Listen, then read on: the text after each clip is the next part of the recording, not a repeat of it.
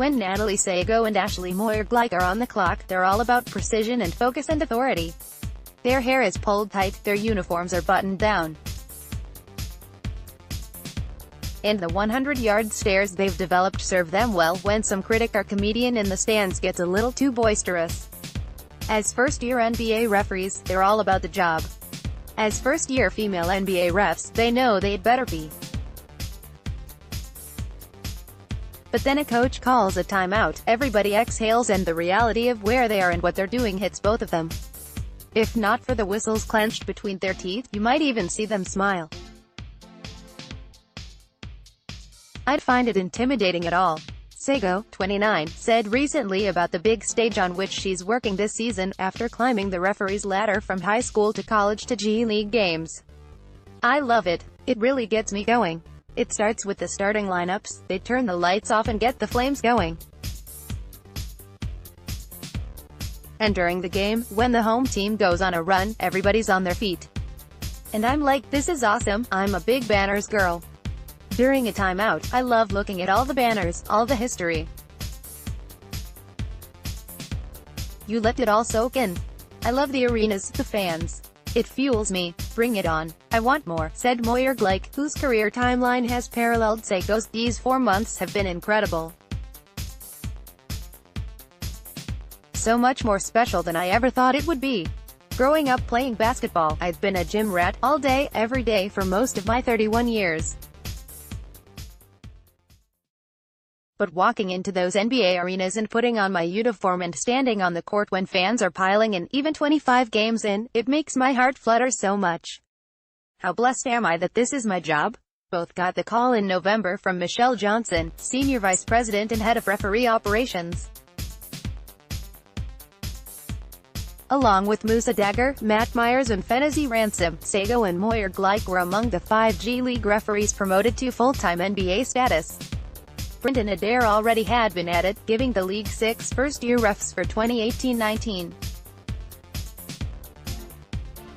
So far, the rookies have done about as well as expected, an encouraging sign and a demonstration that the NBA's budding minor league can be a reliable proving ground not just for players and coaches but for game officials as well. Our coaching feedback has been positive, said Monty McCutcheon, VP and Head of Referee Development and Training. Your first year in the NBA, regardless of your gender, it can be a difficult league to gain acceptance in. We understand and take sort of a long view toward the growth of our officials. What our organizations and coaches and players want is accuracy and will and strength and courage. As we are finding out in many facets of life, those characteristics of life are not gender-specific. We recognize the need for the pipeline to grow in this way. Natalie and Ashley have shown the proper skill set, along with the intestinal fortitude, to take this next step. I'm hopeful that in a very few years it won't seem out of place, it won't seem special. McCutcheon wants people to know that, as progressive as the NBA's reputation is, and as willing to lead the way among major sports leagues in trends and social issues, Sago and Moyer-Gleich got this opportunity on merit. They are the 4th and 5th female referees in NBA history, following in the footsteps of Dee Kantner (1997–2002), Violet Palmer (1997–2016), and still active Lauren Holtkamp, 38. Ashley and Natalie both earned their spots because they were among the best available for the spots that were open. McCutcheon said, "They happen to be women. We can't sit here and talk about a program of integrity, and then turn around and not honor what it would mean to hire the best officials. I don't want to be a part of that." A warm welcome league-wide, with Holtkamp still rehabbing after suffering a knee injury last spring. Sago and Moyer-Gleich are conspicuous on NBA courts for obvious reasons. But their experiences, like their reception by an overwhelming majority of players and coaches, have been almost by the book, what newbie refs get regardless of gender. This is, after all, 2019, not 1999 or 1979 or 1959. Neither spoke of any resistance related to being female. Quite the opposite in some cases, in fact. It's really neat when some of the players come up during warm-ups, shake your hand and say, "Welcome to the league," Sago said. That means a lot. It's a stepping stone to have that player-referee communication. Just to get that started, talking and communicating with players, makes me comfortable that, hey, I can probably talk to this guy throughout the game. That's really nice. The coaches have welcomed me. Those might be more heated interactions throughout my career and I've expected that and been ready for that. But so far everything's been good. Lots of learning and growing moments, which is the beauty of this job. Both Sage and Moyer-Gleich advanced last season to the G League's enhanced program for referees. That guarantees them work in at least 50 games, carrying a monthly stipend that serves as salary, compared to the per-game compensation they get piecing together schedules of G League and NCAA games. They both still work a few games each month in the minor league, serving as crew chiefs there and mentoring even less experienced officials who are vying for similar careers. As of late February, each had worked about 20 NBA games this season and 7 or 8 in the G League. Sago, from Farmington, Mo, got her start as an amateur athlete whose father was refereed high school basketball. He would take her along to his games, and her window into the NBA began as someone who watched the refs as much as most fans focus on the players. She has pinch-me moments now, feeling like a peer to veteran officials such as Mike Duke, Callahan or Ken Mauer, whom she used to notice on TV. Moyer-Gleich, from Harrisburg, Pennsylvania, led her Millersville University team to the Division II, Sweet 16, in 2010 before working 5 years of high school games in Pennsylvania. She was an adjunct professor at Messiah College teaching a sports wellness course when talent scouts for the NBA's officiating program noticed and sought her out. That was her door into the career she cherishes now, one supported and easily understood by her husband Johnny Gleich, who referees men's NCAA games. As with Sago, the next bit of pushback will be her first.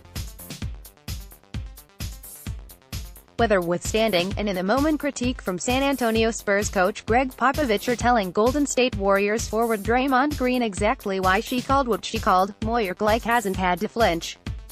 "The players have been fantastic. The coaches have been fantastic," she said. "No one has said anything derogatory in any way about being a female. I've had several players come up to me, saying, 'It's about time.' I have daughters. It's a testament to our league and the players we have to be so professional, and accepting and open. I'm sure at some point the honeymoon will be over. It will wear off when there are tough games and tough plays, but that's part of our jobs.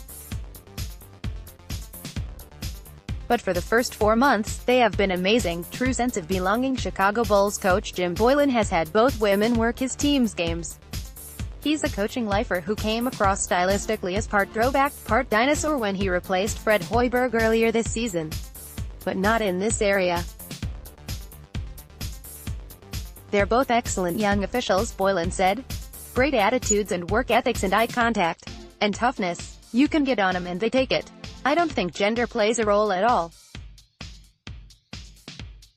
It's basketball, ya know. I see an official out there and I respect that.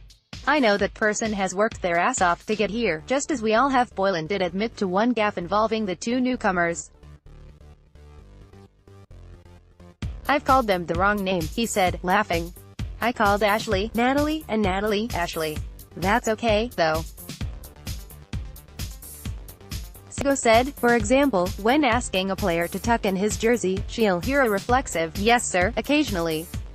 "I'm always around the guys. It doesn't hurt my feelings," she said. The logistics of accommodating female referees is old news for the NBA, with dressing rooms and privacy readily available in the wake of Cantner, Palmer and Holt camp. It's a pretty enlightened group of colleagues, too, to hear the two tell it. "We're new hires," Moyer-Gleich said, "and a lot of the guys probably feel a little protective over us, whether it's in a sister way or a daughter way. Guys who we didn't have a relationship with went out of their way at the start to text me after games saying, 'Good job,' with this or that. It makes you feel a sense of, I belong here, and that perception, if that's the aura you're giving off, the players and the coaches will buy into that. There are no special rules regarding physical skirmishes between players, either. Really, it comes down to safety. Moyer-Gleich said. I had a scrum in December with the Bulls in OKC. It's scary, these are big guys, so me trying to separate them is not going to do too much. But I also feel when players hear a female's voice, sometimes that calms them down a little bit. It's the same, too, when the heat is restricted to verbal exchanges. Sago considers herself a peacemaker. So even if the goal is for men and women referees to be essentially interchangeable, she wonders if a little less testosterone in the moment can have some benefit. Some males, they go right back at a player or coach. They want to go head-to-head sometimes, she said. I feel like, being female, we can diffuse things a little easier and quicker. Ultimately, the story of Sago's and Moyer-Gleich's first NBA seasons is little different from any of the other rookie refs. Same stripes, same whistles, same orientation process to the speed, skills, arenas, travel, personalities and oversight that's as rigorous as anything air traffic controllers face. The proof mostly is in the reffing, where it should be. As for feeling like pioneers here in 2019, we were so lucky to have Violet and Dee and Lauren pave the way. Moyer-Gleich said. For this next generation where having female referees in men's games won't be a shock, they may consider us pioneers. I don't, but I definitely want to inspire the next generation of females and leave a legacy. ******* Steve Ashburner has written about the NBA since 1980. You can email him here, find his archive here and follow him on Twitter. The views on this page do not necessarily reflect the views of the NBA, its clubs or Turner Broadcasting.